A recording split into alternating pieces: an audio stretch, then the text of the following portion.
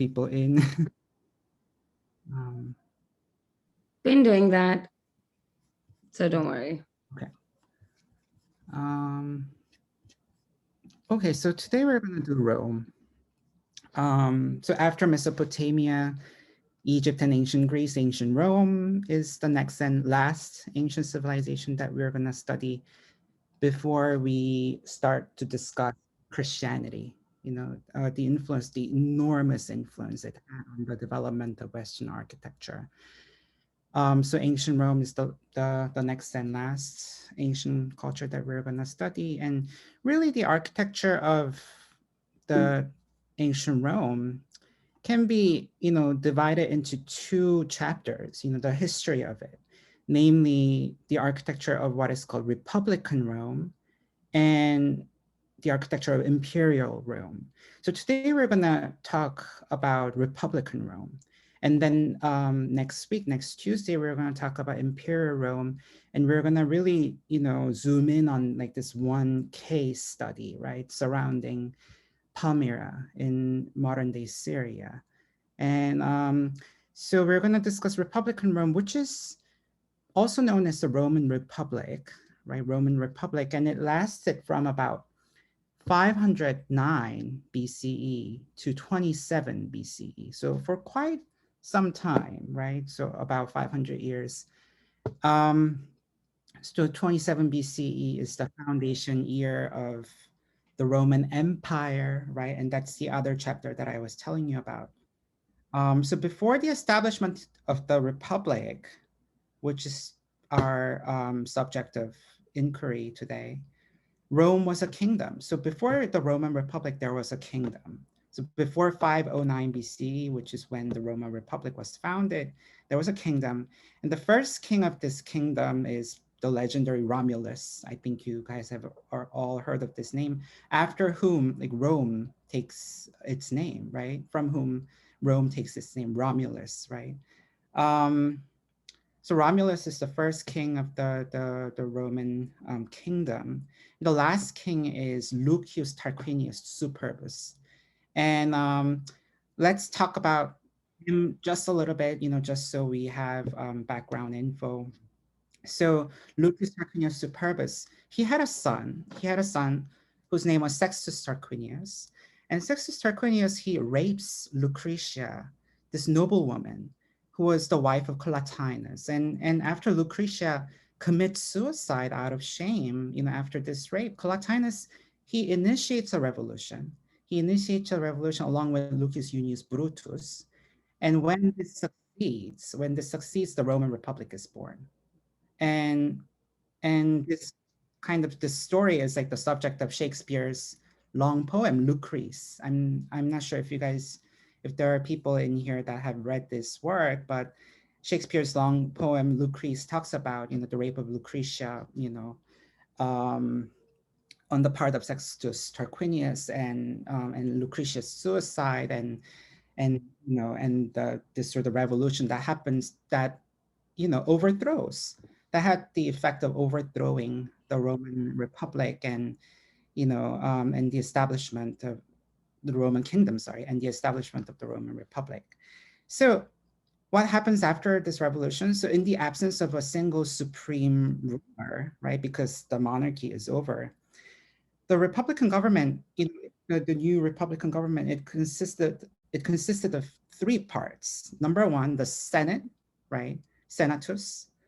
Number two, the magistrates, including consuls, censors, praetors, aediles, quaestors, tribunes of the plebs, and in times of crisis, dictators. So notice how all these words, we still use them, right? Senate. Here in the US, we have a Senate. Things like, consuls, like consulate, right? Censors, right? Dictators. All these things, we still use them. So this goes to show like how foundational, the legacy of the Roman Republic is to our own culture, right? Western, American, of course, right? So number one, the Senate. Number two, the magistrates, right? Number three, the citizen body, right? Populus in Latin, right?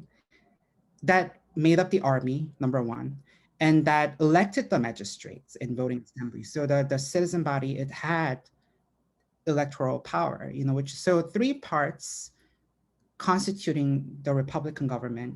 It's not insignificant. It's not insignificant, especially, with regard to architecture, because, okay, so Republican Romans, they built more temples than anything else, really. So they built a lot of temples, and it's the magistrates who are really the driving force behind the development of temple architecture in Republican Rome.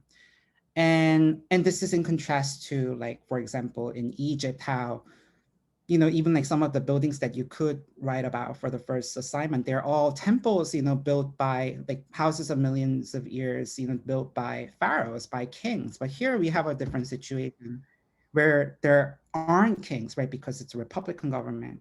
And one of the constituents of this Republican government was this body of magistrates. And they really had the commissioning power. They were really the ones who commissioned architecture, who had temples built. And these were public temples. The Latin name for these was aedes publicae. So like public houses, right? Public temples. So the Senate, on the other hand, it only very rarely commissioned temples. So that's something to think about, right? How the Republican government had these three parts, and like this one particular part of that government, right? The magistrates, they really were the ones responsible for the development of temple architecture in Rome. So the Romans, they shared the same gods as the Greeks, right? For the most part. And there are numerous really analogies between their architectures, like the architecture of Roman temples and the architecture of Greek temples as a result. But there were also, of course, important differences, as we will discover today. And really, that's one of our key themes, right? Kind of different cultures influencing one another, and there being sort of like resemblances between different architectures, but there also being very important differences, right? Which kind of make things interesting and make it a meaningful, make like efforts to write like the history of these architectures meaningful. So many of the terms and concepts we learned in order to analyze Greek architecture, they will remain pertinent today, as we will see.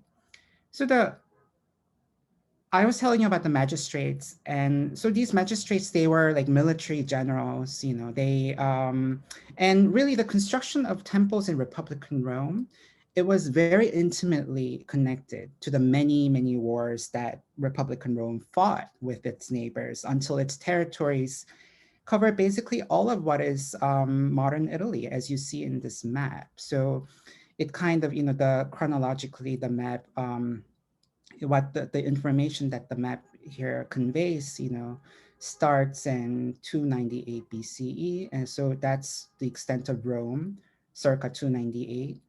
And really by the end of the 3rd century BCE, right, by the end of which is like the end of the Second Punic War, really, basically all of the Italian peninsula is either, an ally of Rome or part of Rome, right? So it's really the basically modern Italy, including Sicily, which is important.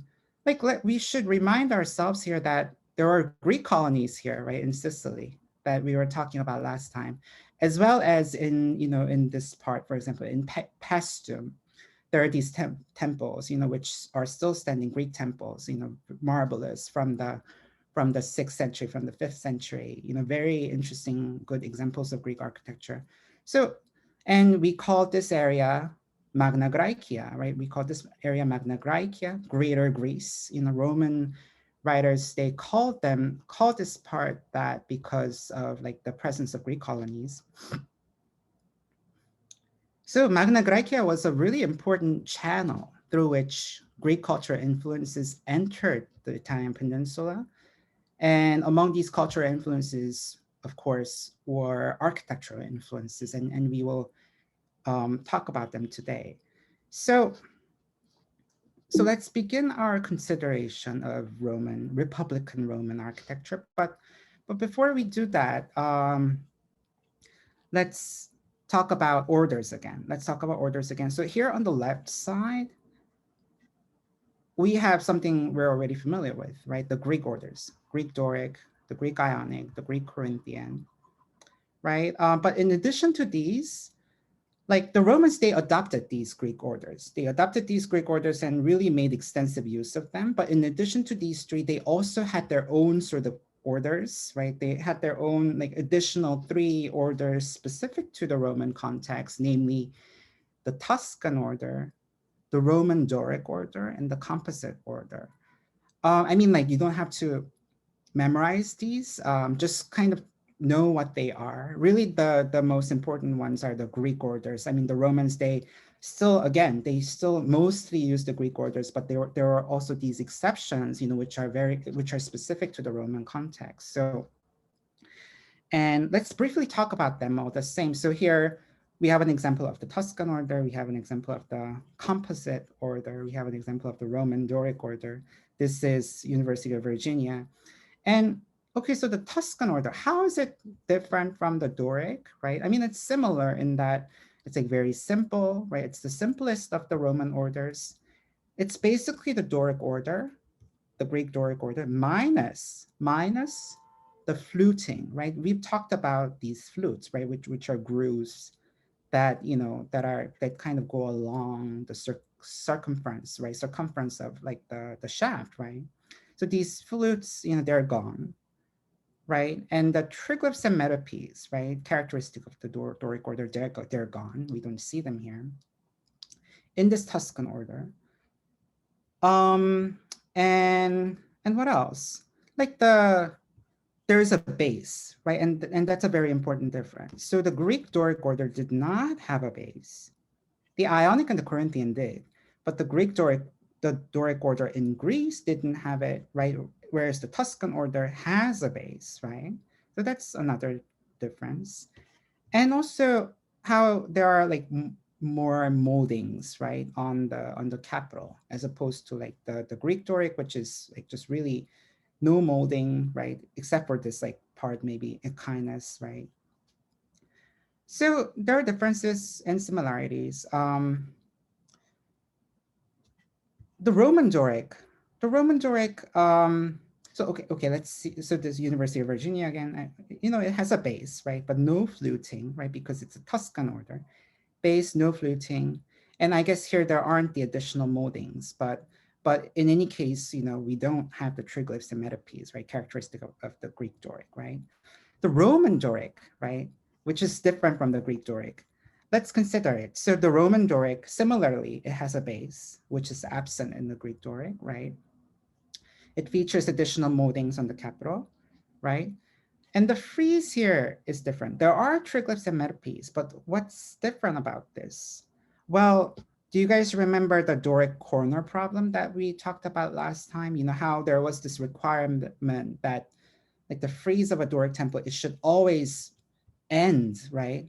The 2 ends of the Doric frieze should be full triglyphs, right? And that's exactly what you see here, right? And we talked about how like there was like this problem of alignment. We talked about like 2 different solutions to this problem of misalignment. The Sicilian one where they adjusted the width of the metope next to the final triglyph, right? They increased the width of it, right? And the Athenian solution to the problem, which was decreasing the intercolumniation, right? We talked about this already. So we talked about the Sicilian solution to the corner problem, the Athenian solution to the corner problem. Here we have the Roman solution to the corner problem. And the Roman solution was just simply to ignore the fact that this formula, that required that the frieze ends with full triglyphs. They just simply ignored it. And so that there's now perfect alignment, right, between the axis of the final triglyph and the axis of the final column, right? So they simply ignore the formula, and that's the Roman solution to the corner problem. And the composite order, is basically what the name suggests. It combines, like composite, right? It combines the Ionic order and the Corinthian order. So it features the characteristic elements of both, the Ionic volutes, right? The spirals that we keep talking about, that are just so characteristic of the Ionic order. You see them here. And they're combined with, this feature that's characteristic of the Corinthian order, the vegetal motifs, right, which are called acanthus leaves again, right? So it's a combination of two orders. So we won't really talk about, again, you don't need to memorize these. You just need to understand that the Romans, they had their own orders and they came up with their own solutions to like these old architectural problems, like the corner problem,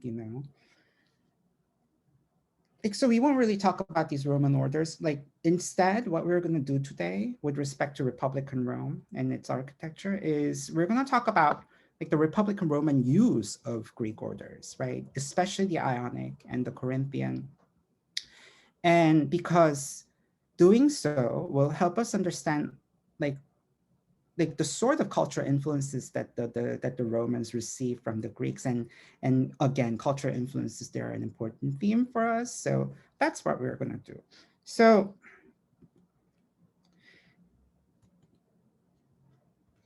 before really we start to talk about the Republican Roman use of Greek orders, let's first discuss what Roman temples looked like before they became what are essentially copies of Greek architecture. Copies despite subtle, and important differences, right? So they were copies essentially, but there were subtle yet important differences, as we will see. So this is what the Roman temple looked like before really this influence started to take effect and, and turn Roman temples into essentially copies, right? Because this is not really a copy. This is different from, still very similar, right? Admittedly, still very similar to like the Greek examples that we were studying last time, but very different as well. So it's a temple, Roman temple, dating to the start of the 5th century BCE. It's the first phase of a temple, of a temple in Rome, in the Roman Forum, called the Temple of Castor and Pollux. It's the first. It had many phases. Like the final phase is completely Greek, right? With the use of the Corinthian order.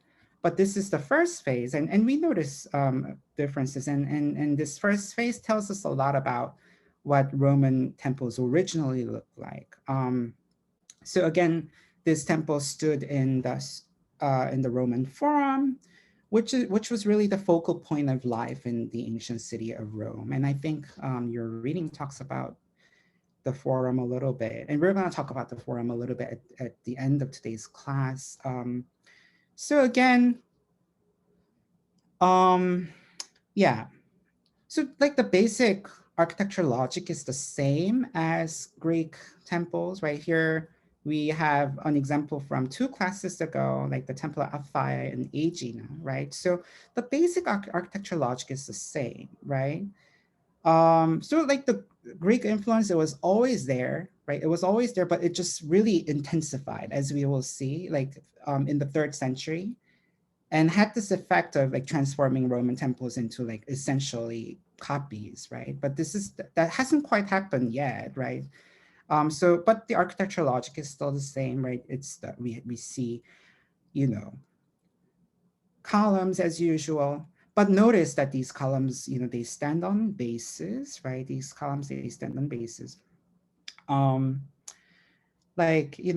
columns, they become capitals, right? They become capitals. And then you have like an architrave. You can't really speak of a cornice, of a frieze here, but instead there is a cornice, like the architrave directly leads to cornice. And then we have our familiar pediment, right? We have our familiar pediment. But, the Temple of Apphia, so basically the architectural logic is the same, but what about the platforms on which these temples stand? The Temple of Apphia, it stands on kind of this multi-level platform, right? Multi-level platform. And like there's a special name for it, crepidoma. And that's the special name for like this Greek platform, which is multi-level, as opposed to this Roman platform, which is more like a podium. It's like a tall podium, single level. It's not multi-level. Yes, there is this, there are these stairs, but you see how, you know, it's a multi-level platform like throughout, right? Whereas here, you know, there's staircase only in this area, and the rest of it is just this tall podium, single level podium. So that's an important difference that we will have more opportunities to talk about. So this really, you know, kind of primitive early Roman temple having these like distinctly Roman features, despite the architectural logic being very similar to the one governing, you know, the design of Greek temples. And what's important is the form of the platform on which this temple stands, you know, the fact that it's a single level tall podium as opposed to crepidoma, right? Also, the pediment is a little different. The pediment is also a little different. So here in the Greek example, it's a closed pediment. It's a closed pediment that serves as a background to the pediment sculpture, right? So there's pediment sculpture and it needs a background. Like it needs like a surface on which it can be attached, right? To which it can be attached, right? The pediment sculpture. So it's a closed pediment that serves as a background to the pediment sculpture. Whereas here it's an open pediment in the Roman example. It's an open pediment, and needless to say, there was no pediment sculpture. There was no pediment sculpture. And there are differences on the level of like the plan as well. Here in the plan of this temple, we see that like the columns, they're really restricted to the front of the temple. And do you guys remember like the peristyle of Greek temples? You know, we don't have that here. It's not like a continuous row of columns encircling the temple entirely anymore. So the columns are just restricted to the front of the temple. And we see here where we would have seen, right, in Greece, the continuation, right, of like the row of columns, we just simply have a wall. And this wall goes around and, you know, there's a back wall here. So side walls and back wall.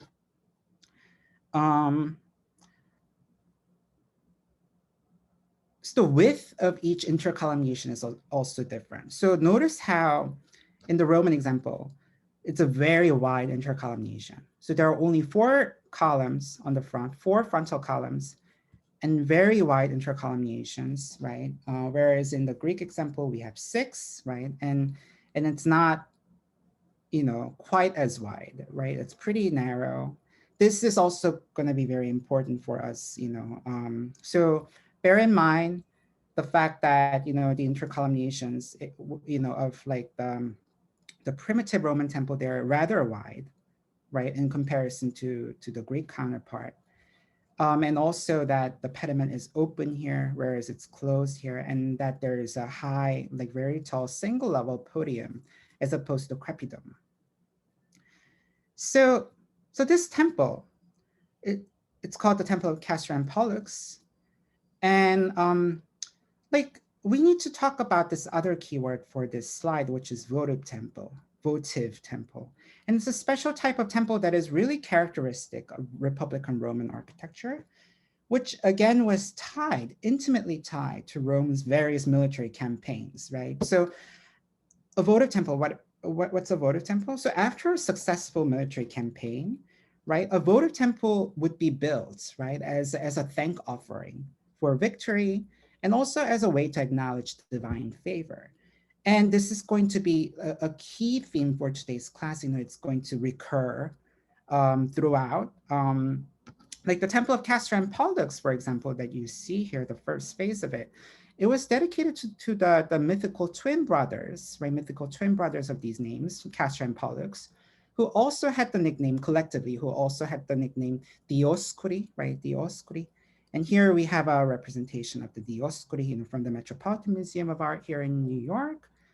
And so these guys, Castor and Pollux, they were twin brothers. They were mythical twin brothers. They were gods, and Greek gods at that. So here we have a Roman temple, and it's dedicated to these twin brothers, Greek mythical twin brothers who are gods, who are patron gods, right? Who are patron gods of horsemen, right? So there's that military connection, right? Patron gods of horsemen.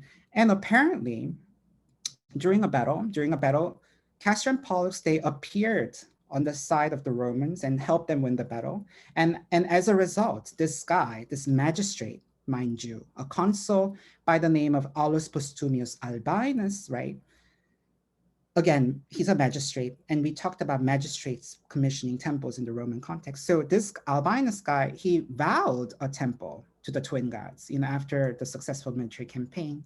Hence the characterization of this temple as a votive temple.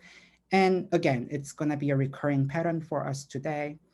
And I should mention that Castor and Pollux, they're Greek gods, and their worship entered the Italian peninsula through Magna Graecia.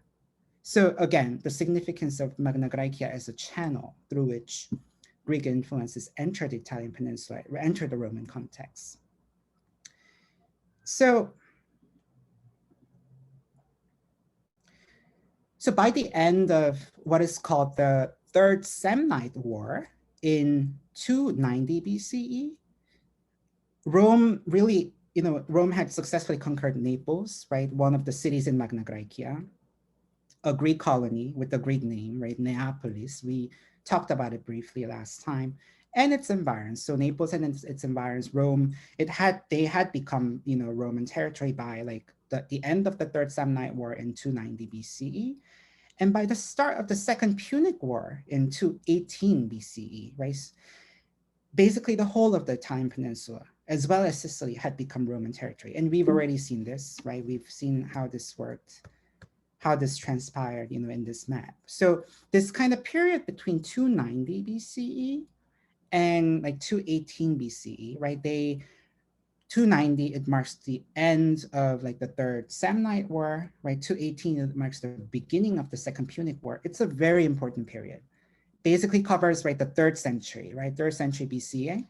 And it's during this period, Roman architecture really underwent a very, very important transformation, which we began to talk about earlier. Very important transformation that essentially turned Roman architecture into an imitation of Greek architecture.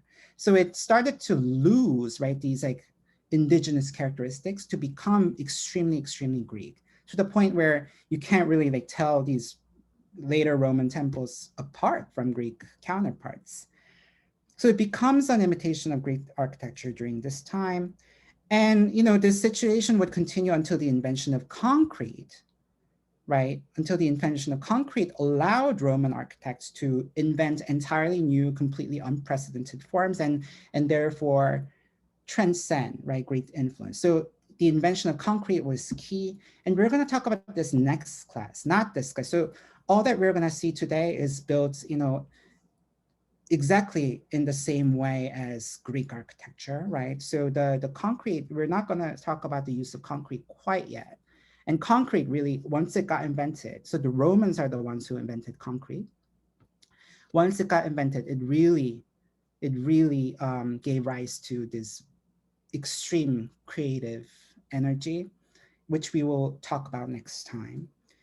So here, I'm showing you like this photograph of a sarcophagus, right? A coffin, right? A coffin that really perfectly encapsulates, right, the extremely strong influence that Greek material culture began to have on the Italian peninsula during this period in the 3rd century. It's a sarcophagus, and it's one of the keywords for this slide. And like so a strict definition of a sarcophagus is a stone coffin. So it's a coffin, it's sarcophagus, right? Sarkos in Greek means corpse, and phago means to eat in Greek. So it's literally corpse eater, right? Because you put corpses inside these sarcophagi. And they're not just any coffins, they're stone coffins specifically made of like precious stones, right? Precious stones like marble. And, it's typically adorned with sculpture or an inscription. And it's associated with Egypt, Rome, and Greece, right? So in all of these three material cultures, there were sarcophagi. And what's interesting about this Roman example, it's dated to 280 BCE. It's that period of transformation that we already like talked about in some detail. It combines, it features two of the Greek orders, doesn't it? It features the Ionic order on the like at the top here, right? And below here it features the Doric order, right? And we know this is it's a Doric frieze, right? It's the triglyphs and metopes, and here it's the Ionic volutes, right? So it's a very kind of a telling example of Roman art during this period that really shows the strong Greek influence that it was under. During this time, during this period in the 3rd century when Rome was, advancing southward, right? Rome was, this period characterized by southward military campaigns, in the direction of the Greek colonies, in the direction of Magna Graecia, and Rome really coming into direct contact with the Greek material culture that was there. And really the Greek influence, which had always been there, really intensifying upon, the possibility of this direct contact, right? So again, the sarcophagus, it shows the Ionic volutes and the Doric frieze, and it's interesting for us, given all that I have said. Next, we're going to talk about a temple. This one that you see on the far right in this group of temple plans. We're going to talk about this group of temple plans shortly. So this last one, right, they're arranged in chronological order. So this is the earliest, and this is the latest in this group. And this latest temple in this group, it's the Temple of Victoria, circa 294 BCE. And we're going to talk about this temple in some detail. So this group, it really helps us understand the transition from like the Roman temple, the transition of like the Roman temple from its early primitive form to the Hellenized, that is to say Greek, form, that it began to take on, again at the start of the 3rd century BCE. So primitive Roman early temple and like a very Greek Hellenized temple that we see in Rome starting at the start of the 3rd century BCE. So what do I mean by that? So on the far left here, we have like the oldest of, in this group of temples, which is called the Temple of Jupiter Optimus Maximus. Was really the most important temple of ancient Greece, and also the oldest, right? Jupiter is Zeus, right? It's the Roman version of Zeus. So, and Zeus being the principal god, it makes sense that this should have been the most significant temple in the Roman context. And it was situated on the Capitoline Hill in Rome, and it dates to about 509 BCE. So really 200 years separating this earliest temple in this group and this latest temple in this group. And to its right, we have the first phase of the Temple of Castor and Pollux, which we talked about already, which we began to talk about, this temple right here. It's that temple that you see here, the plan of that temple, right? So they both conform to the primitive type, in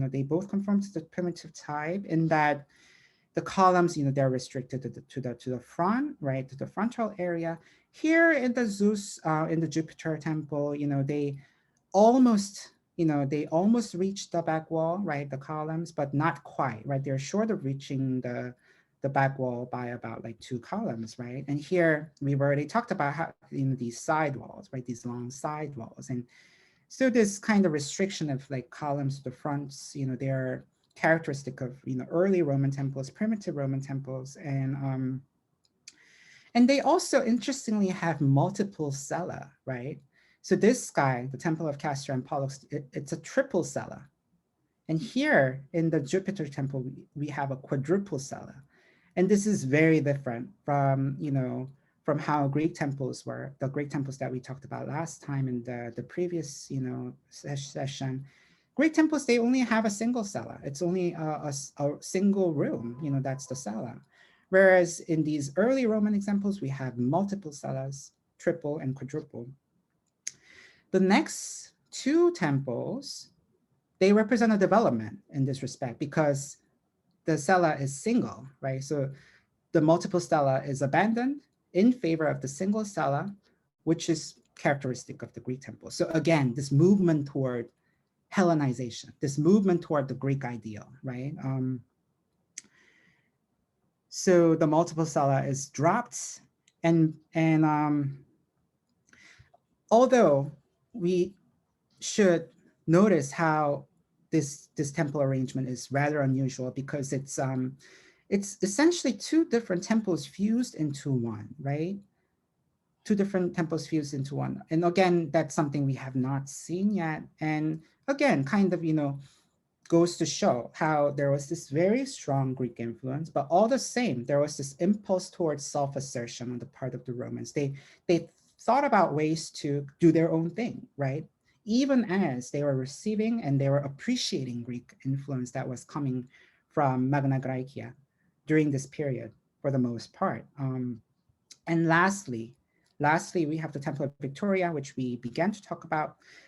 It's on the Palatine Hill in Rome, in the ancient city of Rome, dates to the start of the 3rd century, circa 294 BCE, has a single cella, right? So we're now much closer to the Greek ideal than all these previous temples. It's single cella. It's almost a peristyle, except for the fact that there's this back wall. So a true peristyle would fully encircle the temple, right? But that's not the case here. Like, there's very scant archaeological evidence for this building and for all these buildings for that matter, because they all represent previous phases of temples, that got continuously, rebuilt on multiple occasions, so that these early phases, they're all but lost, right? Because they have all been replaced by reconstructions, right? And that are all like in in Greek style, right? So there's very scant archaeological evidence, which is why I'm only showing you like their plans. But even like kind of thinking about their plans, we realize a great deal about Roman architecture. There's very scant archaeological evidence again for this temple, for the Temple of Victoria, but scholars, they argue in favor of the use of the Ionic order for this temple. So scholars believe that these columns, they were Ionic columns with the volutes, right? And another really significant thing about this temple is that these fragments of pediment sculpture were found. So remember how I said about the Temple of Castor and Pollux, it was an open pediment without pediment sculpture? Apparently this later temple, more Greek temple, right? Temple of Victoria, it had a pediment. It had a closed pediment, just like Greek temples. And this closed pediment served as a background to pediment sculpture, fragments of which we see on the right-hand side. But mind you, they're not marble, as in the case of like Parthenon. In the Parthenon, the pediment sculpture was marble. This is terracotta. Remember how we talked about like the use of terracotta roof tiles, right? So the same material, terracotta essentially just means baked clay, right? So they started with like wet, like muds essentially, and they molded it and then they baked it to get these. So terracotta pediment sculpture attached to a closed pediment, right? So again, movement in the direction of like the Greek ideal as a result of direct contact with Magna Graecia, which by this point had become, right, had started to become Roman territory, sorry. And another really interesting development, important development that I need to point out here has to do with intercolumniations, right? So here, there are all these numbers, that I'm like, that I have included in like the information, right? The intercolumniation here, right? It's the widest. It's between 9.5 and 12 meters, right? And then it becomes narrower with this next temple. It's like 8 meters in the next temple. And then it becomes narrower. It's about 6.5 meters. And then it becomes still narrower and it's about 7.5, like I guess not narrower, right? But basically the same, narrower than these early examples, in any case, right? And at last, with the Temple of Victoria, it's a very, very narrow intercolumniation of only 3.2 meters.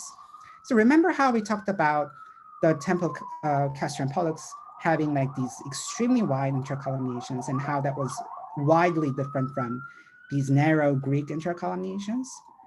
Again, it's the movement in direction of the Greek ideal. They started with like these extremely wide intercolumniations, and they ended circa 294 BCE at this Temple of Victoria with very narrow intercolumniations that recall, right, that remind us of like how Greek temples are, right? It's a very significant development.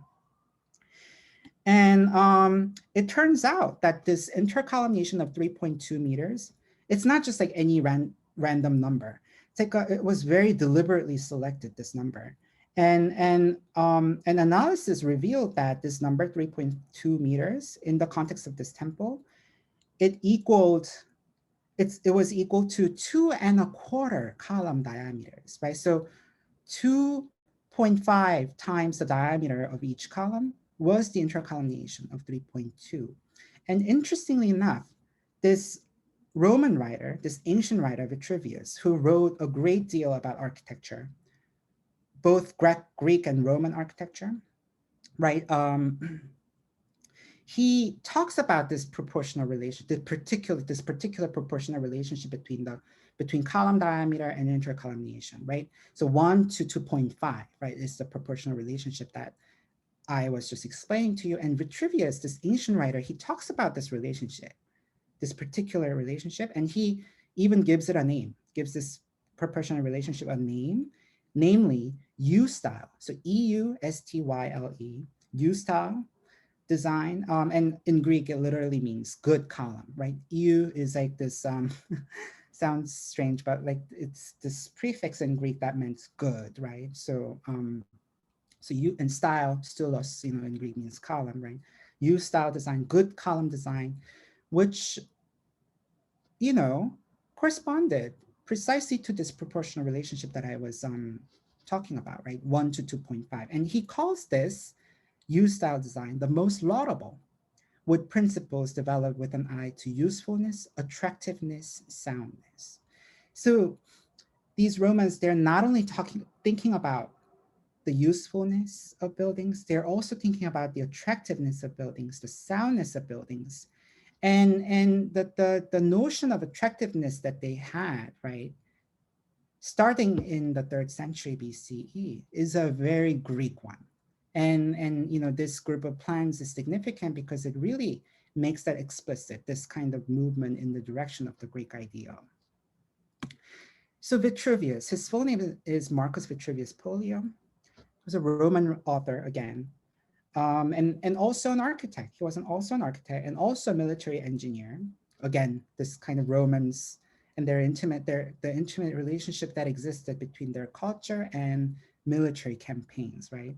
And he was active in the 1st century BCE, so more than 200 years after the Temple of Victoria. And yet he talks about like the proportional relationship that occurs at this temple, almost 200 years later. And Vitruvius, this guy, he wrote this very, very important treatise called De Architectura in Latin, which can be translated to on architecture, and it's a very, very significant primary source for students of Greco-Roman architecture. And this is my own copy of it. This is my own copy. I just photographed like a page where, mind you, he's talking about the Doric order, right? And so like these terms that we have been talking about, like Doric, and also like triglyphs, right? And they're all from Vitruvius. So we use these like very particular words because Vitruvius used them, right? Closer to Greek architecture chronologically than us. So it's a more authentic way of thinking about the Greek architecture, right? So we just adopted these terms directly from him. And these terms would have been like, in Latin, it's like quae inter triglyphos, right? Fiends. Like he's using like the word triglyph, right? Even in Latin, even though it's a Greek word. So it's very interesting. It's like Vitruvius must have thought, there just simply weren't Latin words to describe these parts of buildings. So he just used these Greek words without translating them that he got from Greek writers, right? So Greek writers also wrote about architecture, but basically none of like what these Greek writers wrote about architecture is extant, right? Has survived. So that really Vitruvius's De Architectura is such an important primary source for us. So here maybe we should talk a little bit about the difference between primary sources and secondary sources. So given a historical phenomenon, right? A primary source is a written record produced during the period under study, right? While a secondary source is something produced after the period of study. So let's say you're writing about Roman architecture, which you could, right? For your first longer essay, you could choose to write about something Roman, right? In such a case, your textbook for this course, right? Your textbook for this course would be a secondary source, right? While Vitruvius's De Architectura would be a primary source. I mean, I know you guys are already familiar with the distinction between the two, most of you, right? But I'm being mindful again of like the freshmen, right, in the room who might not have been exposed to these this like distinction yet. So a good historical kind of a study makes use of both primary sources and secondary sources, right? So primary sources, they really are very important for the student of Greco-Roman architecture. And they really truly, they reveal a great deal about Republican Roman architecture production. So another important primary source for the student of Greco-Roman, for the student of Republican Roman architecture actually, is this other Roman writer, right? Pliny the Elder. Another Roman writer who wrote about architecture, who wrote about art very extensively. And the key work here by Pliny in relation to architectural history is what's called natural history. It was written in 77 AD, right? So even later than Vitruvius, right? And Pliny actually died during the eruption of the Vesuvius, right? The Pompeii, right? How the ashes, like the volcanic ashes covered the city and really, preserved it extremely well, right? So he actually perished during that incident, right? So this work is from 77 AD. And let's see what it reveals about, Republican architecture. It reveals something very important, namely this intimate relationship that existed between wall painting and architecture in Republican Rome. And let's see here what he says. So in Rome, also, honor was fully attained by the art of painting, wall painting, he's meaning wall painting specifically, at an early date, inasmuch as a very distinguished clan of the Fabii derived from it their surname of Pictor, painter. And the first holder of the name, Fabius Pictor, himself painted the temple of Sallust in the 450th year from the foundation of the city. So this is a very important piece of information for us because it tells us that the interiors of the temples, they were painted, right? They featured wall painting of this kind. I mean, nothing remains of this, right? Unfortunately, there aren't surviving examples of, wall painting inside temples. But this is an interesting surviving example of wall painting, Republican Roman wall painting in general, from the bedroom of an aristocratic villa in Bosco Reale. It's actually on view at the Metropolitan Museum. So if you happen to be in town right now, you can just, go over to the Met and see this room. So this is just a domestic context, right? So like the sort of wall painting that you would have seen in Republican Rome was very different from this type of domestic wall painting, in the sense that if this kind of wall painting found in domestic context, if they were largely decorative, right? They don't really tell a story. It's just like decorative, right? And significantly, you see representations of architecture, right? So architecture being represented in painting, right? It's a very early example of that. You know, the wall painting here, it's authentic. They just, basically what they did is they transported like an entire bedroom of a villa to New York City. I mean, it's up to you to determine like the legitimacy of such an act, but in any case, you know, what's important is that the wall painting that you see here is largely decorative, right? Whereas like the paintings inside votive temples, they were not just decorative. They told a story, right? They were depictions, like these wall paintings inside votive temples, they were depictions serving to convey very specific information. That is to say, information about the person who commissioned it, like the magistrate, the military general who commissioned it, the vow that became the basis of its foundation, right? It conveyed information about the particular military campaign connected to the erection of the temple. You know, and often war booty from these military campaigns, they would be exhibited as at a museum today. War booty from these successful Roman military campaigns, they were brought over to Rome and they were installed inside these temples, right? Inside these temples as at a museum, you know, as things to be enjoyed and experienced in much the same way as we enjoy and experience, you know, works of art at museums, right? So, and the wall painting inside temples, they reinforce, right, really the identity of the temple, right? The identity of the temple, like the background, right, surrounding the erection of the temple. As I said, often the erection of Republican Roman votive temples, you know, they're connected to military campaigns, right? So this is significant. So the very impressive architecture that Republican Rome achieved, right? It's not limited just to temples, but extends to civil engineering as well. And we need to talk about it a little bit. We absolutely need to talk about it. It's such a significant aspect of Roman architecture.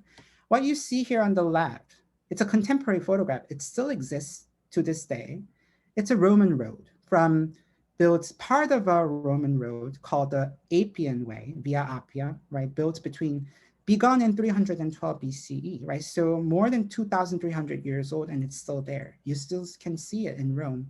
And like one really enjoyable way to experience Rome is to just walk along the Appian Way. So the Appian Way, why did they build this road? It's a very extensive road that connected Rome to Capua, right? And these are later additions that we don't need to worry about for today. And I was just telling you about the conquest of Naples and its environs, right? Like the third Samnite War, right? Conquest of Naples. So they needed to build this. They built this road for military purposes to facilitate military conquests, southward military campaigns, you know, in the direction of Magna Graecia. So it's, again, this intimate relationship between Roman architecture and military campaigns, right? It's a very important theme for this class, right? So again, guess who commissioned it? You know, a magistrate, a consul by the name of Appius Claudius Caecus. And it's after this guy that this road is named, Appian Way, right? Appius, right? Appius Claudius Caecus. It's after this guy that this is named. And Appius Claudius Caecus, he also commissioned something else. In addition to the road, he also commissioned what's called an aqueduct. And the name of this aqueduct that he commissioned, again, it's named after this guy. It's called Aqua Appia, right? So this was called Via Appia. Aqua Appia is this aqueduct that he commissioned. So what is an aqueduct? Aqueducts, they were all over ancient Rome. And they really were one of the hallmarks of Roman civil engineering. So they were essentially a water transportation mechanism taking the form of a bridge, across the valley or like some other kind of gap, right? And how they worked is they relied on gravity. So you can't really see it here. So this is actually like a much later aqueduct than the Aqua Appia, which does not exist anymore. But this is a very well preserved, Roman aqueduct, and that really kind of, tells us how these structures work. So these structures, they had like they had like a gradient, so it was like they had like a slant, like a very slight slant. So they relied on gravity for the transportation of water. They had this very, very slight gradient of about 1 to 4,800. So that means they descended just about like 1 foot every 4,800 feet in length, right? So very slight gradient, but enough to, for the gravity to do its magic, right? So so you have to imagine like, water kind of being carried by virtue of gravity, right? And again, here we have an example from between 40 and 60 AD, right? It's a later example, imperial example. It's not Republican example. And it's in France, it's in Nîmes. It's called Pont du Gard. And pont in French means bridge, right? So again, like these water transportation mechanisms taking the form of bridges, and architecturally speaking, they were an opportunity for these Romans to really make use of and develop the arch. Very, very important architectural concept, the arch. Really, the Romans, they mostly used the arch in secular context, not in religious context, not in conjunction with, not for temples, but for secular context, or for civil engineering purposes. And they made extensive use of it. And it's really the Romans who brought it to perfection, brought, the circular arch to perfection. And this is in contrast to the glaring absence of, arches in Greek architecture. Greeks, they didn't use arches. They didn't use arches. Romans, they used arches. So this is one of the things that allowed Romans to eventually surpass Greek influence, the arch, along with the use of concrete. And we'll talk more about this next time when we discuss imperial architecture, because really you see more arches. It's really in imperial architecture that you see, that you really get to see this extensive Roman use of the arch, as well as concrete. So let's talk about the arch briefly. Let's analyze the arch briefly. So the arch is essentially like, these wedge-shaped blocks arranged into a semicircle, in such a way that, the weight is perfectly distributed so that this can stand on its own, right? This circular structure, semicircular structure can support itself, right? But when building it, they needed like this kind of a framework called centering, often wooden centering, right? So they had this wooden centering, and then they arranged these wedge-shaped blocks, which are called voussoirs, by the way. So each of these wedge-shaped blocks is called a voussoir. So these voussoirs, in the presence of the centering, they were arranged into the arch shape. And then once the arch shape was complete, the centering could be removed without compromising the stability of the structure.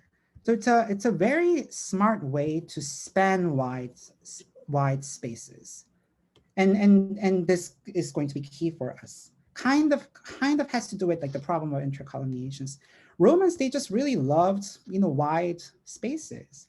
And we're really gonna get to see this with imperial stuff, but it's the arch that allowed them to do that, as we will see next time, I think. So after conquering Magna Graecia, right, eventually, right, they used the Appian Way to make these southward military conquests, and basically all of Magna Graecia became either part of Rome or like vassal states to Rome, except for Syracuse, which has to do with like Carthage and like the Punic Wars, But basically everything else, like for example, Agrigento that we talked about last time is like here, and Neapolis, Paestum, all of Magna Graecia comes under Roman influence and becomes one source, one channel through which very important channel through which Greek influences entered the Roman context. But what happens afterwards? After conquering Magna Graecia, and eventually, Rome also succeeds in conquering Iberia, what is called Spain, which belonged to the Carthaginians. So after conquering Magna Graecia, taking Iberia from the Carthaginians, and eventually also destroying Carthage, which was like Rome's arch enemy, right? Hannibal, right?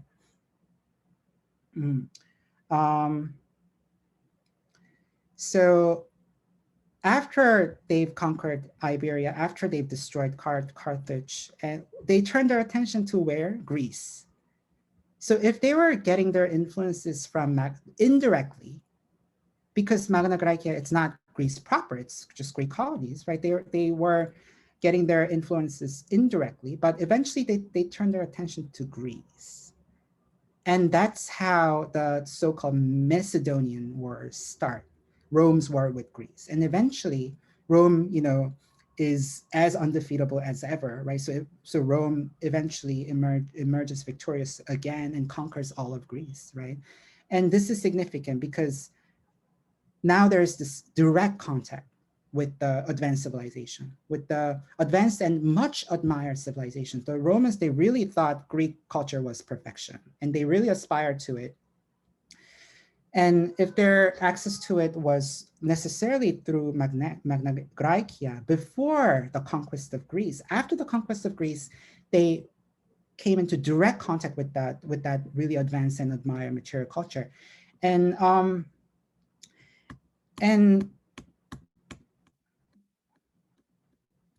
so in Greece, right, they plundered art, right? So like in Athens, they plundered art, and they brought everything over to Rome, like all the beautiful sculpture, and even like architectural fragments, right? They brought plundered art and brought it over, Greek art, and brought it over to Rome. And Roman military generals, they took great delight in showing these war booties off, these like works of art from Greece, right, off that they obtained, right, during their military conquests and campaigns. They really took great delight in showing them off. And temples, again, temples were really turned into museums serving this purpose. Temples were turned into museums where these military generals, they could exhibit, right, these Greek works of art taken from Greece, right, brought over from Greece. And one example is the Temple of Concordia in the Roman Forum, which we will talk about shortly, It's, and Pliny, again, his natural history is useful because there he tells us that the Temple of Concordia, it became a museum of sorts, right, serving the purpose of like exhibiting, right, these works of art brought over from Greece. And he mentions a statue of Hestia, several group bronzes, and panel paintings by famous Greek painters, including Zeuxis, Nicias, and Theodoro, right? So really temples kind of serving as these museum spaces for the exhibition of like war booty, essentially. So temples turned into museums. Entirely new types of architecture also got invented during this period, during and after the Macedonian Wars, right? Entirely new types of architecture also got invented to serve this purpose, to serve as showcases for plundered art. And one really important example is what's called the porticus. It's just simply Latin for portico, which we already know like about, right? We talked about porticos.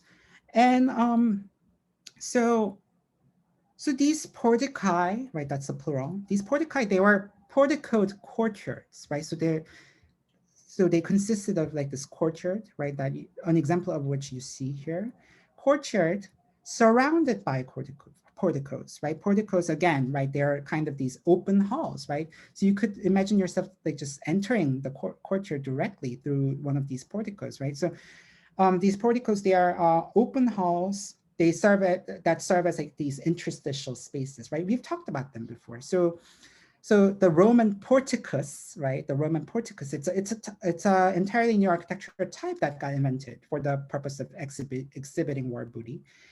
essentially they were portico courtyards, and sometimes temples occupied the courtyard area. Here in this reconstruction of one porticus called Porticus Metelli, erected after 146 BCE for the purpose of exhibiting war booty from Greece, of course, right? We see two Ionic temples. If you look closely, you will see that the order employed is the Ionic, and it's again Greek influence. And now that there's this direct contact with Greece proper, right, with mainland Greece after the conquest of Greece, during the Macedonian Wars, there's even greater impulse toward imitation. And you see that it's a true peristyle that you see with this example on the right.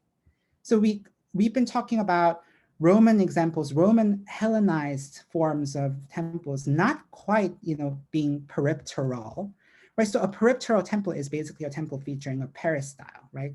Not quite being peripteral because of the presence of like the back wall, right? So only 3 of the sides being featuring the peristyle, right? Here we have a true peristyle temple in like the good old Greek fashion, right? And this is after the Macedonian Wars, after this direct contact with Greek culture had been made possible, so it's significant. And so scholars have revealed that even this very porticus as an architectural type is an import from Macedonia.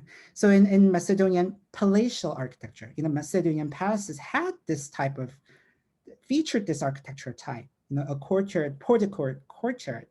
And this one theory suggests that Romans, they, along with all the works of art, they brought this architecture type over to Rome, which is significant. So speaking of like this greater impulse toward imitation that happens after this direct contact with Greece had been made possible, we must mention this temple, which is a very funky temple. It's circular in plan, right? This is the plan that you see here. It's a temple of Hercules Victor, right? Again, like the victorious, right? Again, that connotes like military connotations, right? It's in Rome. And it replicates the architectural logic of this monument in Athens called the choragic monument of Lucretius in Athens. Circular, right? Circular in plan. The Corinthian order. And even the platform on which this Roman temple, mind you, stands is a crepidoma, right? It's not that characteristic Roman, like tall podium, single level. It's a multi-level crepidoma that's characteristic of Greek temples, right? So really this very strong impulse now emergent, right, as a result of like the direct contact with mainland Greece. And here too, what's interesting is the proportional relationship between the column diameter and the intercolumniation. In this case, it's 1 to 1.5. So as opposed to the U style arrangement that we talked about, this is narrower, right? The intercolumniations are even narrower because it's 1 diameter to 1.5 diameter, corresponding to the length of like each intercolumniation. And this 1 to 1.5 relationship, also mentioned by Vitruvius. Vitruvius calls this the pycno style, and pycno, the word comes from Greek, in the Greek word pycnos, which means compact, right? So compact columns arrangement, as opposed to like the good column arrangement that we talked about. So yeah, Corinthian. So it's clear that this really kind of impulse to imitate the Greeks really becomes very strong and gets asserted in very explicit ways, as we see.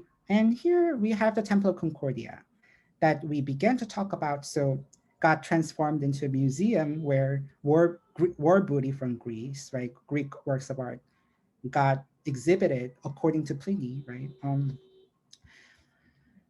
It's the Corinthian order, right? It's the Corinthian order, and there are 8 frontal columns here as opposed to like the 6, right, of